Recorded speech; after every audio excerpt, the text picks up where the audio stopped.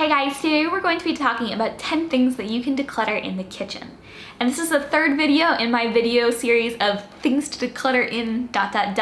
We have videos on the bathroom and bedroom as well that I'll have linked up down for you below. But today we're talking about the kitchen, and there are so many different things that you can go ahead and declutter in the kitchen in a short period of time. So if you want to, go ahead and declutter along with me, or just use this list as ideas and inspiration for things that you can declutter at a later date. Let's go ahead and get into this though, but before we do, if we don't know each other yet, hi, my name is Ashlynne, and I make videos twice a week on this channel about minimalism and intentional living.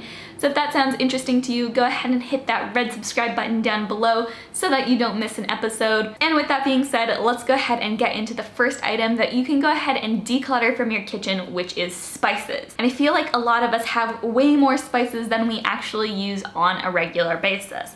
There are so many different spices that you can use to flavor all kinds of food out there, but chances are there are probably a select few that you use on a regular basis. Spices are definitely something where the Pareto principle, which essentially says we use about 20% of the items that we own 80% of the time, is probably true.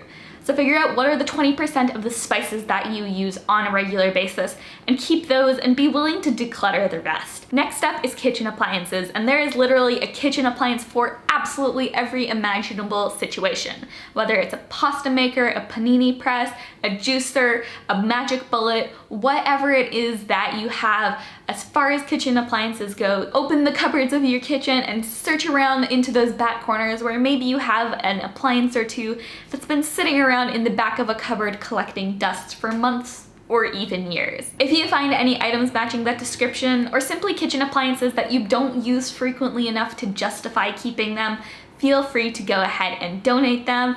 I'm sure somebody else can get value from that item, but if it's not something that you're actively using in your personal life, it's not worth you keeping around. Number 3 is single-use items, and this includes ketchup packets, soy sauce packets, straws, cutlery. It can be a whole variety of different things, but if you're one of those people who enjoys collecting all of these single serving items from takeout that you have or from fast food, I really suggest switching over to a more sustainable and reusable option. So whether that means you want to opt for reusable straws, a larger bottle of ketchup that's going to last you for multiple servings, or anything like that, by switching over from having all of those single-use items, you're going to be able to be not only more sustainable, but you're also going to be able to create a more enjoyable environment when you're eating. Because at the end of the day, who really enjoys trying to squeeze all the ketchup out of those packets? I know I certainly don't. Moving on, number 4 is cookbooks, and I feel like this is an item that's very frequently given to us as a gift, or it's something that we bring into our life expecting to use them, but I feel like quite frequently we'll rely on either one cookbook or perhaps no cookbooks as really our source and go-to for meal planning. Whether that's because we now use Pinterest and the internet to look up most of our recipes, or simply because we just never got around to actually picking up that cookbook.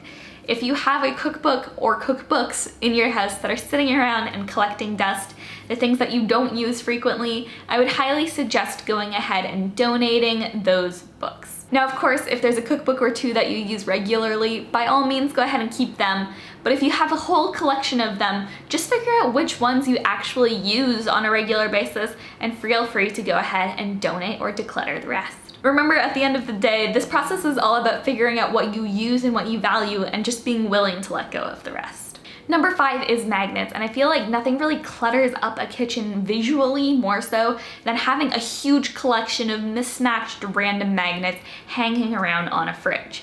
Now obviously a couple of magnets can be functional, but if you find yourself with too many that don't serve a purpose, that aren't like meaningful or sentimental to you in any way, go ahead and declutter those items. The fact that you're not using them and that you don't have any kind of sentimental attachment to them means that you don't really value them, and it's perfectly fine to get rid of those items. This next one is glass jars and reusable containers. And I feel like a lot of us who are trying to live more sustainably have this tendency to want to collect glass jars after we've used up an item contained in a glass jar. And so we end up having this huge collection of glass jars that really aren't actually being used. So I'm not saying you should get rid of glass jars that you're using, only that if you have a lot of glass jars or reusable food storage containers that you aren't using, be willing to let go of and declutter those items. The great thing about glass jars is that they're recyclable, so definitely pursue that as one of your first options. Okay, number 7 is excess or unused condiments and sauces.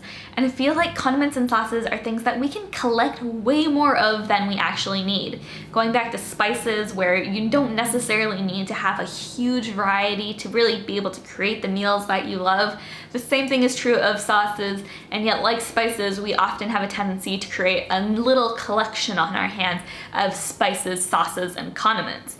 So figure out what sauces, what condiments you use on a regular basis, and really if you've got items, whether it's a sauce or a condiment of any kind, that you just know that you're not actually ever going to get to the end of, be willing to let it go. Now, if it's something that you're near the end of already, or you think you can realistically get to the end of it, then by all means go ahead and finish it up and then just plan on not repurchasing that item. But I will say that oftentimes we kind of will buy something, use it once or twice, and then let it go bad in our fridges because we simply aren't going to use it up. Don't let that happen. If it's something that you can give to a friend who you know will be able to use it, pursue that as a great option. But if it's something that you know you're never going to get to the end of and that you don't use frequently enough to justify owning it, try to figure out a good way of disposing of it. But at the end of the day, don't try to keep it in your house any longer because you know it's not adding value. Next up, number 8 is gadgets and tools. And once again, this is something that we can tend to collect a lot of because there's so many different gadgets and tools out there. And oftentimes these are also items that we're given as gifts. So if you have 3 whisks or an avocado peeler, consider whether or not you actually need those items. Chances are you probably only need 1 whisk, and you can probably easily get by without an avocado peeler. If you've got items that you can simply get rid of because there's an easy alternative that involves simply using a knife, or if you've got multiples of an item, consider keeping only a single one of that item. Ultimately, this is something that you're going to have to decide for yourself what actually gets used and what adds value to your life, and perhaps that means you keep 2 pairs of scissors instead of 1. But really just consider, what do you actually use, how much of it do you need, and just keep the items that are adding value. Number 9 is food storage containers, and a lot of us have mismatched food storage containers or simply too many, and we never actually get around to using all of the ones we have. If either of these problems are true for you, then what I highly recommend is just taking out everything that you use for food storage and really going through each one individually and saying, does this have a match? So is there a container and matching lid? And then the other question you need to ask is, how many of these do I actually need? So go through this process, take it all out, figure out what you have, recycle anything that either doesn't have a lid or doesn't have a body, and then donate anything that you have that is in excess of what you actually need. By going through this process and streamlining your food storage, you're really going to have an easier time when you're putting food away for leftovers, and it's just a valuable process to go through in general. And then finally, number 10 is pots, pans, and baking ware. And this can include cookie sheets, any kind of baking container. You can go through and get all of this out all at once and figure out if there's anything that's an odd size, anything that you never use, anything that you've got too many of. Oftentimes, whether it's because we bought a cooking set which had a wide variety of different pots and pans of shapes and sizes, or whether we were given baking goods over the years, we often have either too many of certain items or just ones that aren't functional for our particular lifestyle and what we like to cook. So really go through and evaluate, is this something that I use on a regular basis? Does this size pan work for me? Or maybe is there something else in my own cookware collection that works better for me, and thus I can go ahead and donate this item? So ask yourself those questions, donate any items that you have left over, and that's really all there is to it. So guys, those are my ideas for 10 things that you can declutter in your kitchen. And I know we kind of barely scratched the surface of what you can go ahead and declutter in your kitchen, but I hope this gives you some inspiration and ideas for how you can create a kitchen that is more functional for you, that's filled with the things that you use regularly and that you enjoy using. I know personally that by having a space for cooking that's really intentional, it helps me want to bake and to cook more, and I think that's one of the biggest benefits of going through this process, particularly when it comes to the kitchen. So I hope this was helpful for you and that it gave you some inspiration. If there's anything that you can declutter in the kitchen that I didn't mention here, and I know there's plenty, go ahead and comment those below so we can create a bit of a library for everyone who's going through this decluttering process. And also let me know if you've decluttered your kitchen recently. I'd love to hear what you got rid of to create a more intentional space. Comment all of that down below, and if you enjoyed this video, got to the end of it, and you haven't subscribed already, definitely consider hitting that red subscribe button down below. I'd love to have you join me for weekly content about minimalism and intentional living, but that's everything that I have for you guys today. If you enjoyed this video, go ahead and share it with a friend or family member who might get value from it. And that's everything I have for you. I love you guys all so much, and I'll see you in the next one.